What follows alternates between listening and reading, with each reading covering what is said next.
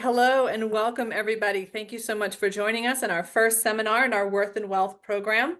My name is Carrie Palazzo and I work in the Office of Economic Empowerment. Today we're going to hear from Oriana Falskowski, and she will be talking about financial wellness and feeling better about your money. I'm also joined by my colleague, Jennifer Duran. Jennifer will be reaching out to you this week for those of you that have registered and who are joining us today to share their presentation. So please enjoy this time together, take in the information. We can take questions at the end, but we will be sending the presentation as well. Okay, again, today, welcome to Beyond the Numbers, How to Feel Better About Your Money. This is just a disclaimer here. This is a Zoom webinar. It will be recorded. This recording may be uploaded onto a public website for future use. Please note that the chat is recorded and subject to public record laws as well. Okay, it's my pleasure to introduce Oriana Falskowski. Oriana Martinez Falskowski is an accredited financial counselor and founder of Money Map Coaching, where she helps Latinas transform their relationship with money. She offers one-on-one financial coaching and uses a holistic approach that considers culture, trauma, and systemic barriers. She's originally from the Dominican Republic and now lives in Western Massachusetts with her family. Okay, Oriana, the floor is yours. Hello, everyone. Thank you so much for being here with us on this beautiful fall day. I am going to take a second to share my screen. Let's see. All right, so welcome to Beyond the Numbers, How to Feel Better About Your Money. First, I want to tell you a little bit about myself. Like Carrie mentioned, I am originally from the Dominican Republic. I immigrated to the States when I was 12.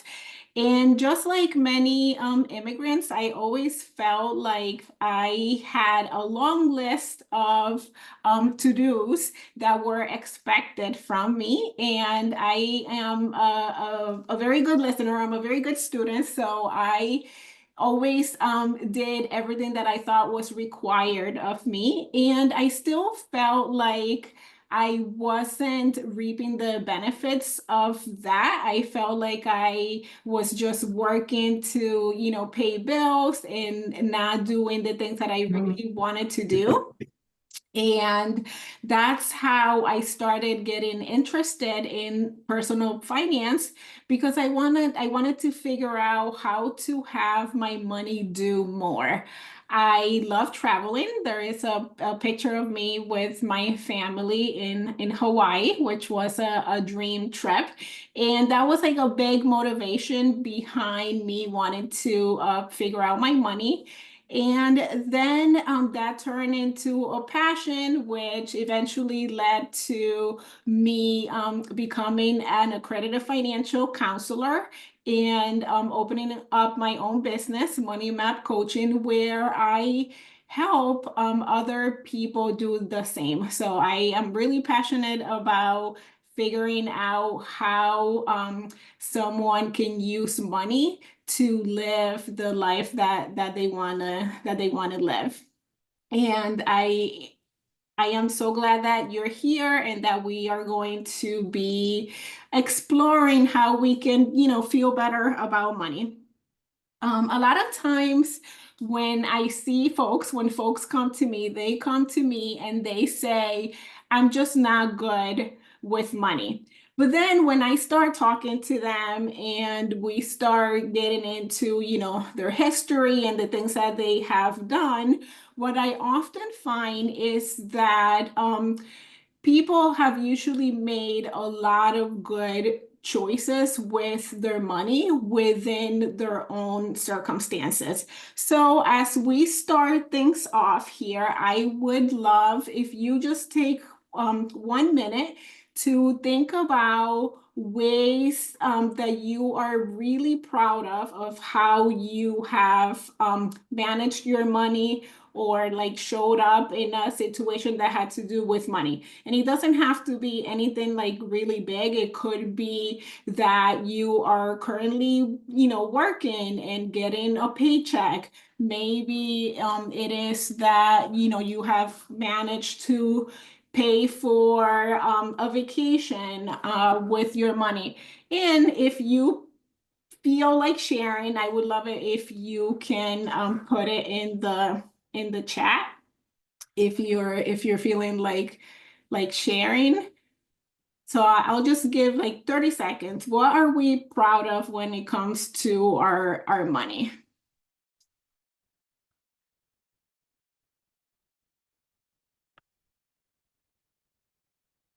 Ooh, people are sharing. Buying my first home. A percentage goes towards certain goals. I love that. Recently opening a savings account. Awesome. Working part-time through college. So I love that you guys are all identifying ways. Oh, paid off some credit card debt that you're really, really proud of, because part of feeling better with our money is that we need to start thinking about money differently, but also we need to start seeing ourselves different when it comes to money. Keep sharing. I'm going to keep moving along, but please keep sharing, because that's going to give other people also ideas of things that they can be proud of. So my goal for today is that I can plant a tiny seed within you of the possibility of thinking about money in a different way.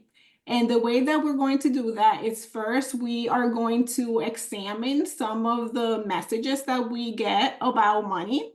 Then we can explore how it can be different. And we're going to talk a little bit about our money mindset. And all along the way, I'm going to give you practical action steps that you can take to move towards feeling better about your money. Okay, so I am also curious, and you can put it in the chat if you are familiar with some of these rules, these money rules that we're going to talk about. So usually when we think about money in a very transactional way. We focus a lot on the numbers, and there are a lot of rules out there. So put a thumbs up if you have heard that you need to make a budget and you need to follow it all the time. Maybe you have heard that you must track your expenses all the time. Like, you need to know where every single cent is going. Maybe you have heard that debt is always evil, and that you should never have debt. And if you have debt, you need to not be, drinking coffee or like going out to eat, because you need to sacrifice it all to pay off your debt. Curious, put thumbs up if you have heard these things. And there's also things like you need to save a certain percentage. And, some of these things are all true, but it might not work for everybody. And usually these things are not very motivating, because they don't have anything to do with us and like our particular circumstance. So what if the goal was to be in relationship with your money? How would that change how you view money and how you relate to it? And when I say that, I'm talking about thinking about money like any other relationship in your life. We have a relationship with friends, we have a relationship with our family, we have like romantic relationships. And if you think about it, money is something that we interact with on a daily basis, just like those relationships that I mentioned. Money is something that we have to take care of. Sometimes we can have a lot of strong emotions towards it. So if you sit down and look back, it's like really no different than other relationships that we have in our lives, even if our relationship with money is, complicated, right? Not all relationships are great or, bad. A lot of times relationships are somewhere in the middle. And I'm wondering, how would we change if we were intentional about thinking of money in this way? So I want to think about, I'm going to use the example of a romantic relationship, but this could also be, a friendship. And I want you to think about what happens when we are being intentional about getting into a relationship. So I know that I want to like find a partner. Usually what happens is you first think about like, what is it that I want out of this relationship? And it's different for everybody, right? It might be that I am looking for a relationship that is going to give me a lot of opportunities to have fun. Or it could be that I want companionship, or maybe I want the security to feel like I have someone there for me, right? So first, I kind of like think about what is it that I'm looking for? What is it that I want out of this relationship? And what if we did the same thing with money? What if we asked ourselves, what do I want money to do for me? Do I want money to make me feel secured? Do I want money to make me feel abundant? Do I want money to make me feel like I have lots of choices, so maybe like a sense of freedom, of options, opportunity? And some questions that you can ask yourself when you're trying to get at what it is that you're looking for from money are things like, let me think about my current situation. What is currently working? What do I like about what I have going on with money right now? I always like to start with what's working, because a lot of times our brains tend to focus on the negatives. So I would love to, again, if you want to share in the chat, like what are some things that are working for you when it comes to money? What's going right? And then you can move on and say, okay, like I have all of these things going right, but maybe there are some things that I'm not so into. There are some things that I'm not loving. And then we can think about those. Maybe you don't have a lot of like clarity on what's happening with your money. So you might feel like I want to have a better sense of, what my money's doing out there. Where is it going? So that might be something that's not quite working for you. And then you can ask yourself, what do I want instead? So that is going to be step one. We're going to try to gain some clarity on what it is exactly that we're looking for. And again, because a lot of us have been trained to think about numbers, your mind might be very quick to go to something like, I want to be able to pay off my debt, or I want to be able to have savings. And those things are great, but for this particular exercise, what I'm looking for is, what is the need that you are trying to take care of with the paying off the debt, for example. And I will give you an example. I recently was working with a client that came to me, and she has some credit card debt. And, one of her main goals was to pay off her debt, which is great.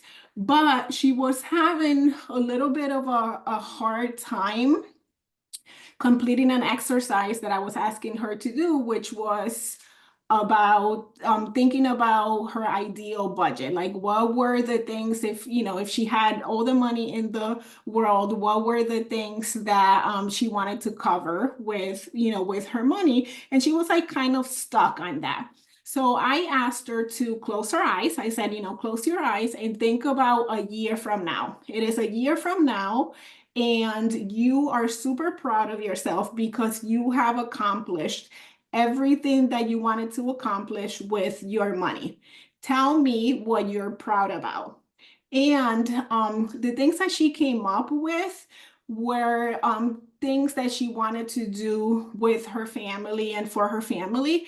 And during the exercise, she did not mention the debt at all, which was super interesting because the reason why she thought that like her main goal was to pay off the debt was because she couldn't allow herself to spend freely in her family, like doing things with her family, because she felt guilty because she had this debt. So the paying off the debt is more about being able to confidently spend on things for her family and not so much about the debt.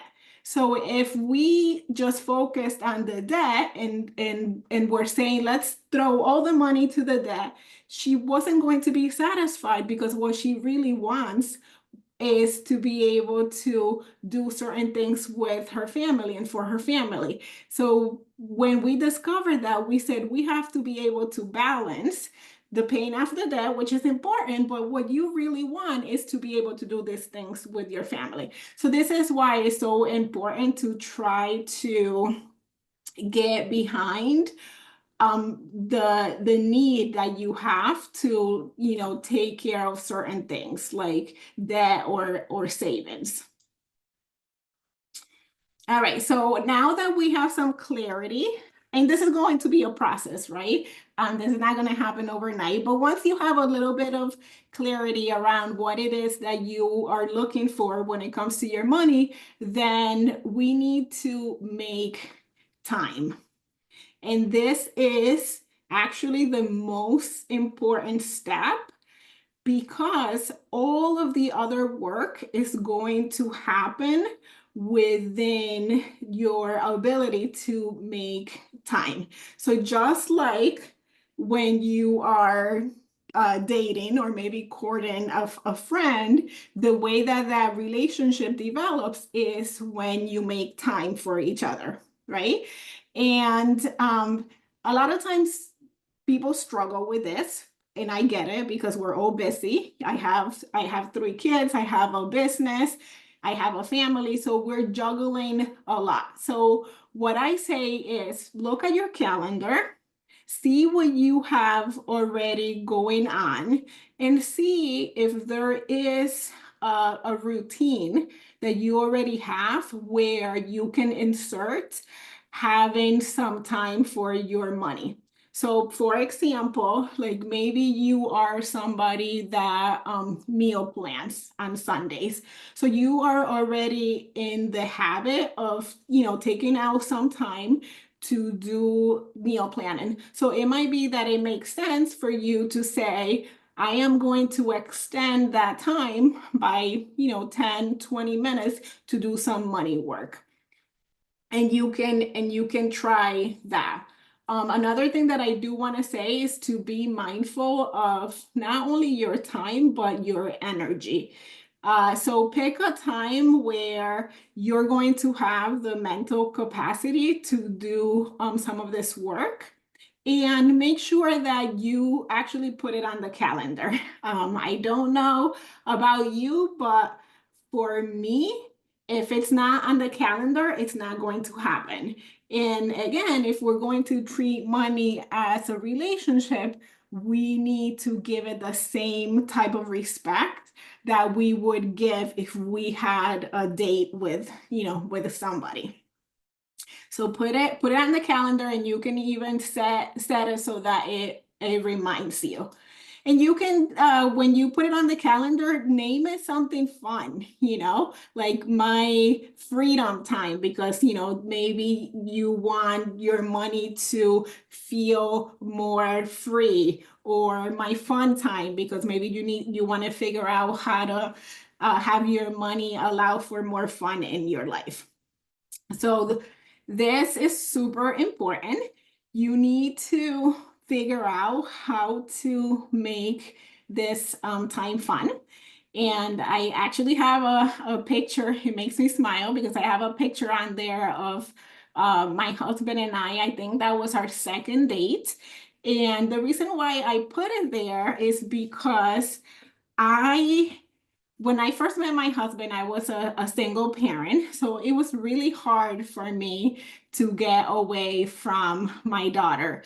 But I was like really interested in this guy, and I was very invested in making this work. So I got super creative and did things that like I would normally not do to figure out how to spend time with this guy. So this is the kind of energy that I want from you, is that like I'm in love, I'm super smitten energy, and you're going to like get creative and resourceful to figure out how to have this time.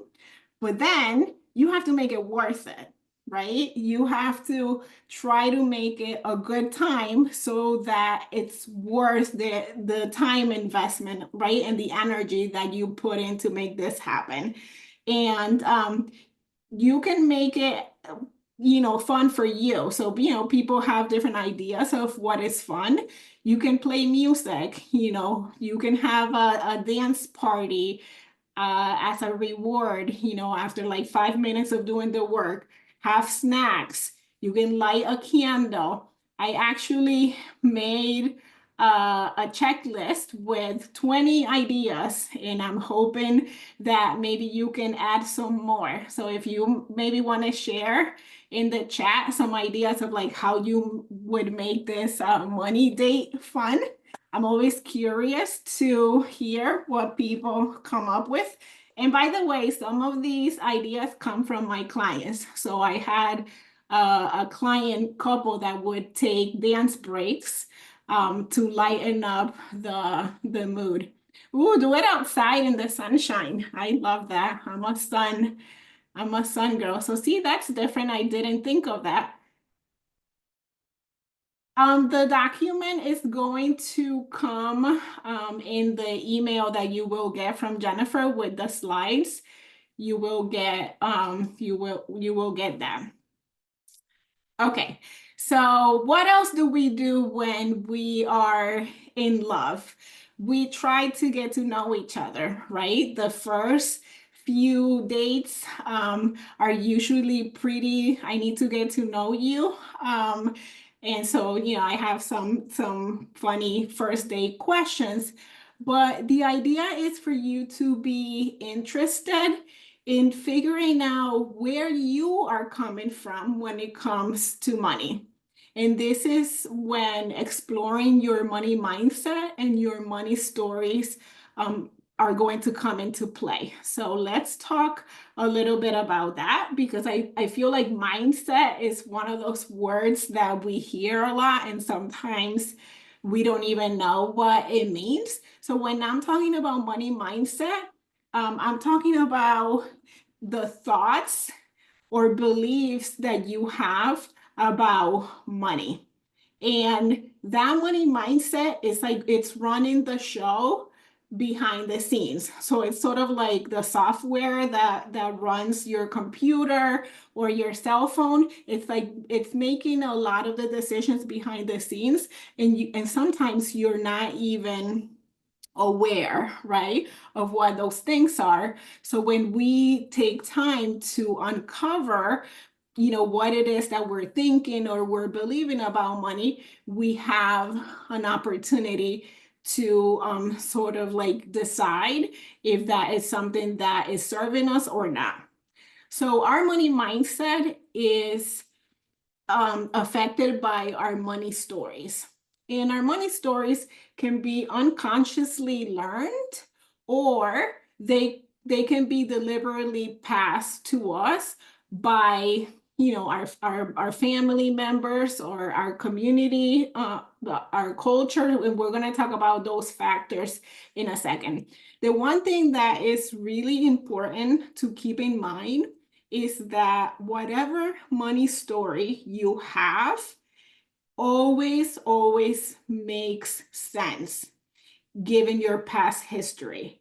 It might not be serving you right now, but at some point it was doing something for you. And these stories are influencing how we think, how we feel, and how we perceive money. And they definitely impact our financial decisions and our habits and patterns around money. One important thing to point out is that when we're exploring our money stories, when we're doing mindset work, it's really critical that you try to keep an open mind.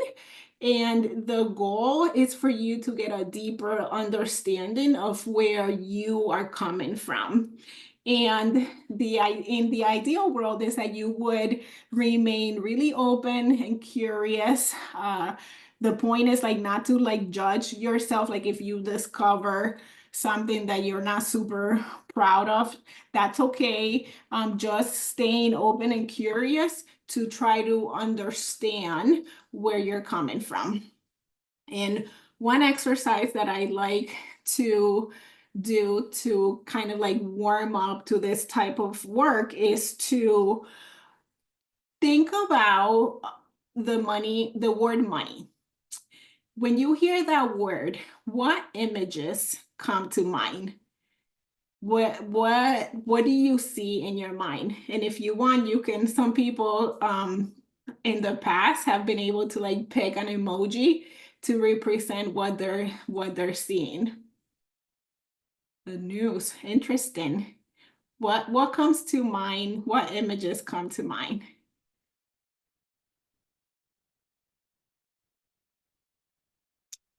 And again, feel free to share. What about words? Are there any words or phrases that pop in your head? Stress, sometimes like more money, more problems. What about feelings or emotion? Is money sad? Is money happy? Stressful? Something to approach cautiously?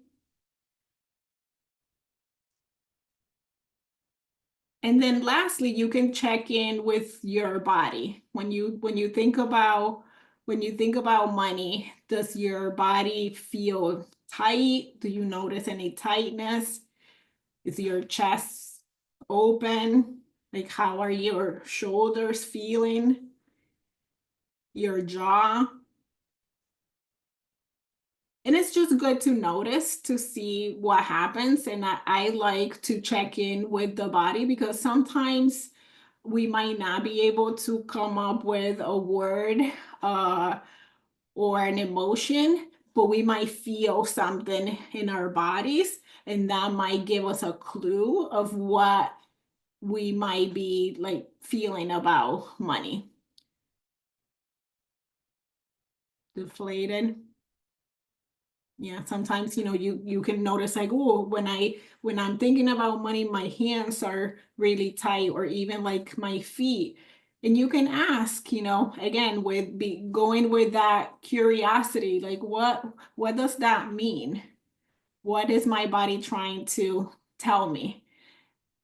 And just notice, like I said, our job is not to like judge or try to figure out why that might be, but it's just noticing and being aware.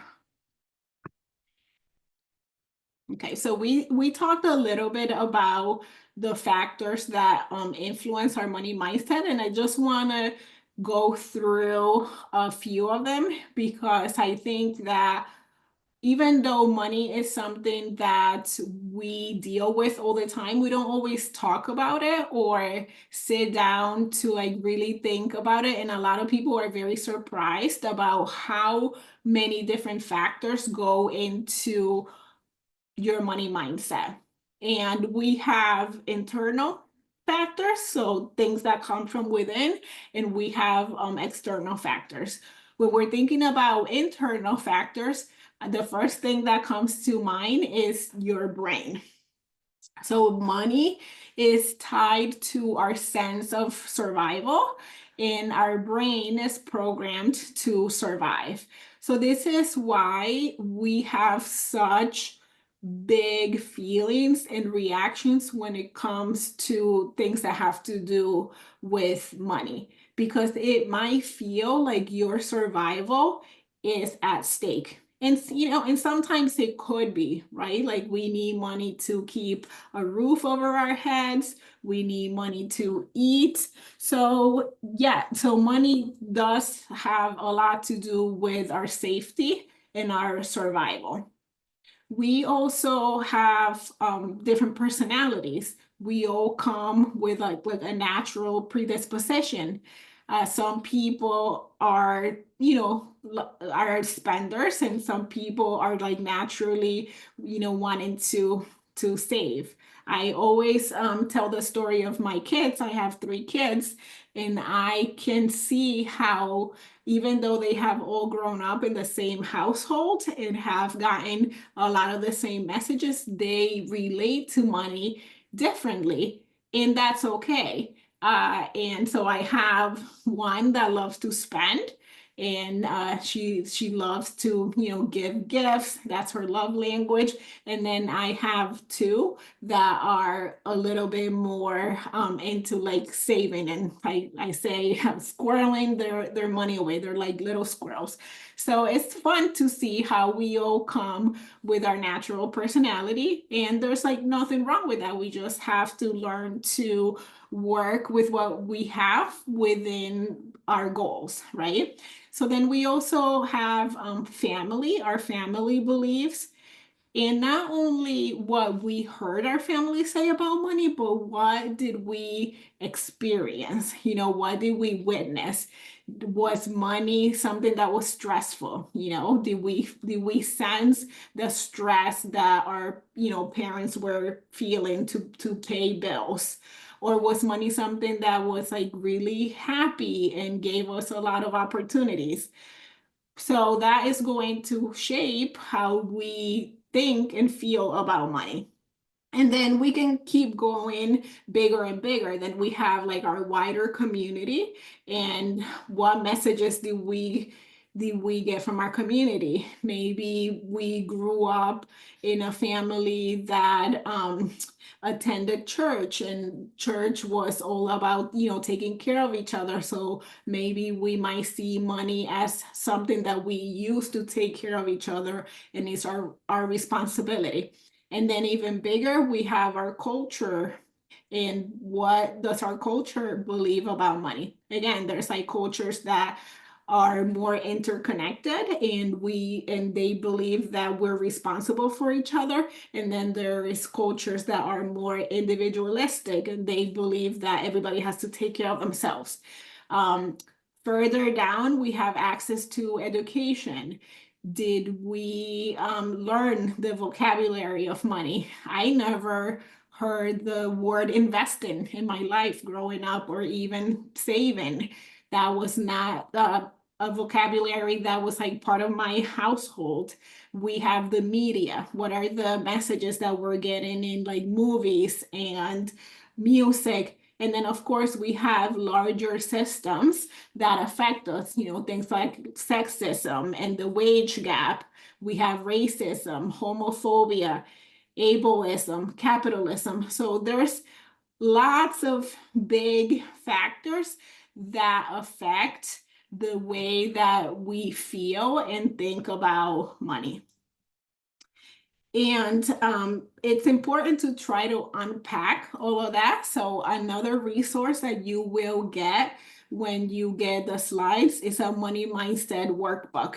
And it's just going to give you an opportunity to kind of like think about all these factors and seeing how your individual circumstance might have like shaped how you feel and think about money. And why is it important that we do this work? Because we want to create awareness. We want to be able to understand what is the software that's like running the show, right? Because if we're not aware, we are not going to be able to have the opportunity to decide if we want those stories to be running the show. And then another big one is being able to access compassion for ourselves. I find that a lot of people can be very hard on themselves when it comes to money, and also access compassion for our caretakers, right? Because some of the things that we learned about money, we learned from our family, and it's important that they were doing the best that they could do with what they had, right? Because they also got messages passed down by their parents and their community and their culture. And ultimately, the goal is to be able to access self-kindness and grace and change that internal monologue so that we can be nicer to ourselves. Because if we want to change, if we want to have those like money dates, we need to be able to get to a place where we feel better about it, right? Because if you're going to spend time with somebody and they're going to be beating you up, you're not going to want to spend time with that person, right? So why approach money work in this way? We are all busy. We all have so much going on, and change is hard. And sometimes, in order to change your financial situation, you have to change habits. And in order to do that, you need to have a strong motivation and a strong commitment to be able to do that hard work. And when we are, excited about what's on the other side, right? Because we started talking about we really need to connect with what we want. And then we're going to try to make the process fun as possible. That is going to be to help you tap into your creativity and your problem solving skills. Kind of like when I was like talking about when I first met my husband, and I was being super creative and resourceful because I was like really into this idea. So I need you to try to get to the same place with money, because then you're going to be able to make progress faster and also stay in the game, not give up, right? Or if like things don't go your way, kind of get up and try again. And let's face it, it's more fun to approach the work this way. And I think we all need a little bit more fun in our lives, especially when it comes to all these like adulting tasks that we have to do. And at the end of the day, it's all about building the skills. So the same skills that you need to work on to go after the things that you really want, the things that are motivating to you, are the same skills that are going to serve you to do the things that you should do.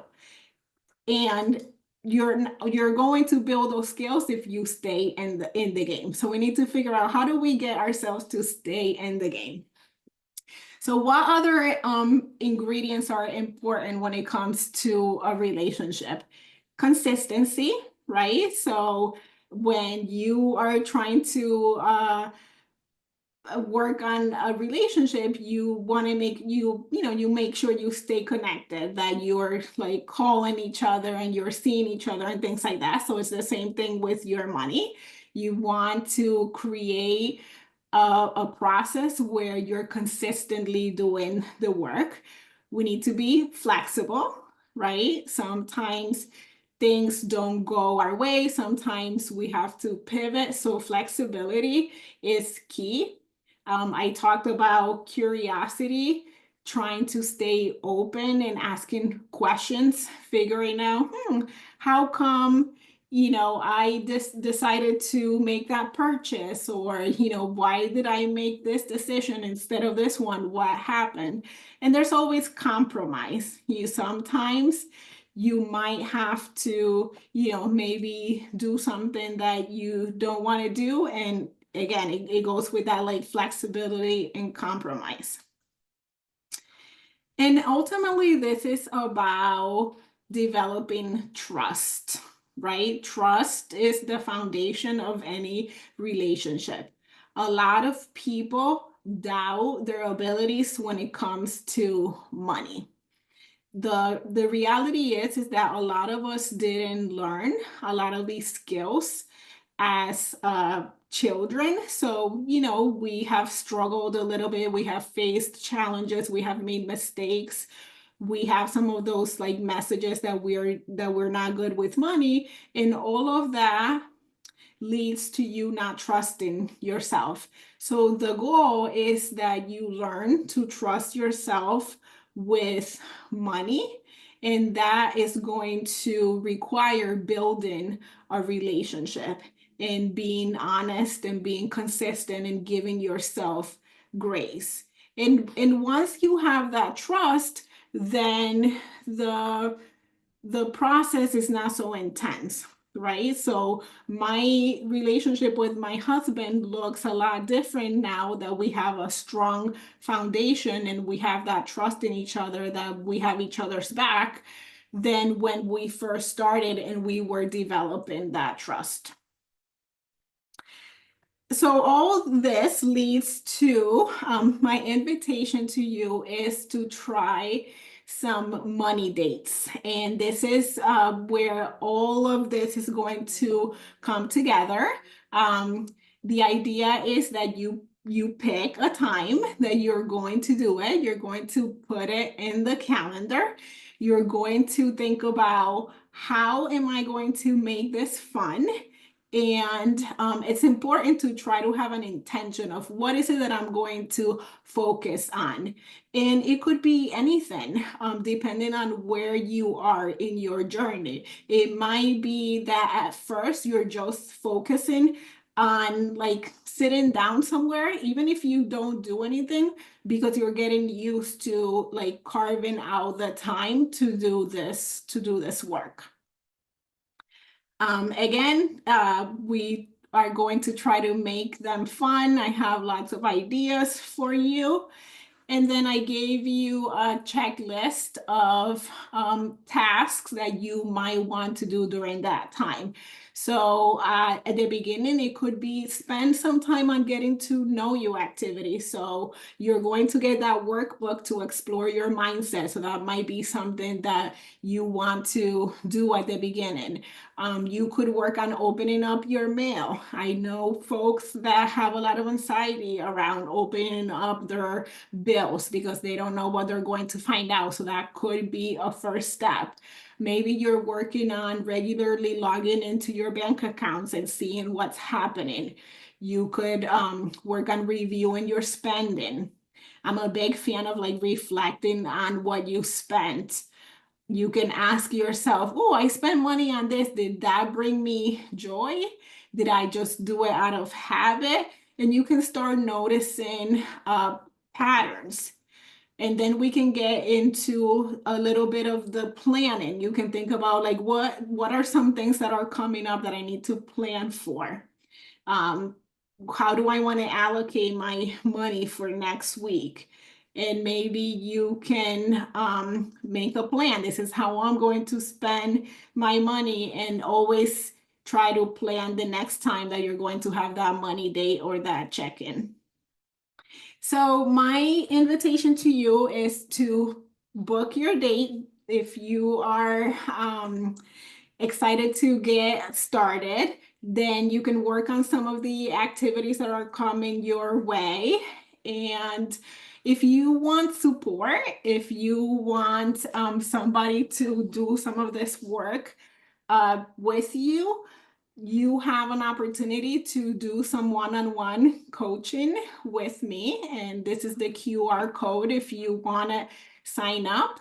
And this is going to be a time for you to tell me. The first thing that I'm going to ask you is, what do you want? We're going to spend a little bit of time exploring what it is that's going to get you excited and motivated. And depending on what it is, we will work on a plan that is individual to you. And one of my clients said that working in coaching with me was kind of like having monsters in your closet and then having a friend holding your hand while you're opening up the closet.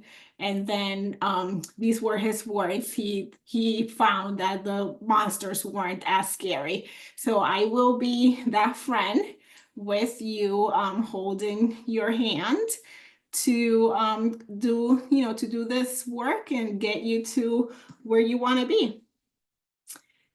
So this is what I have for you. And if you have questions, this is a good time to ask questions. If you want to put them in the chat, or if you want to share anything that you have found helpful in your journey, you can share with other people.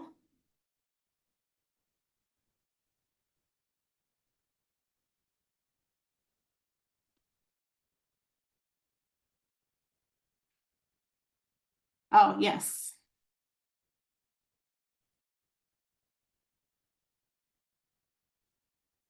No, I'm glad you enjoyed my analogy.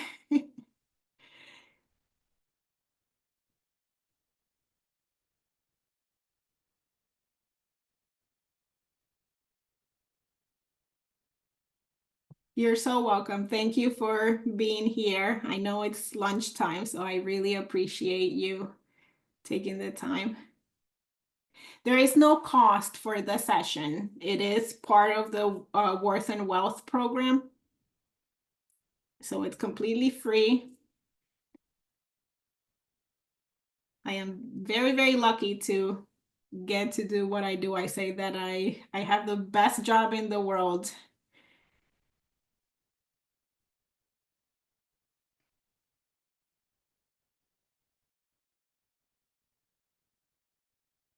You're welcome. Thank you for being here.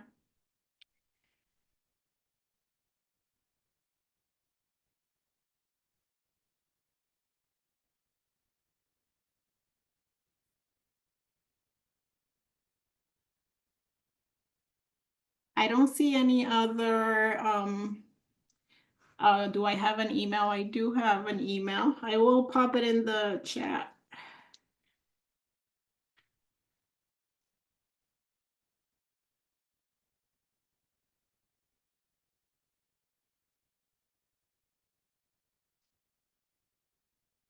Yeah, you can email me with questions too.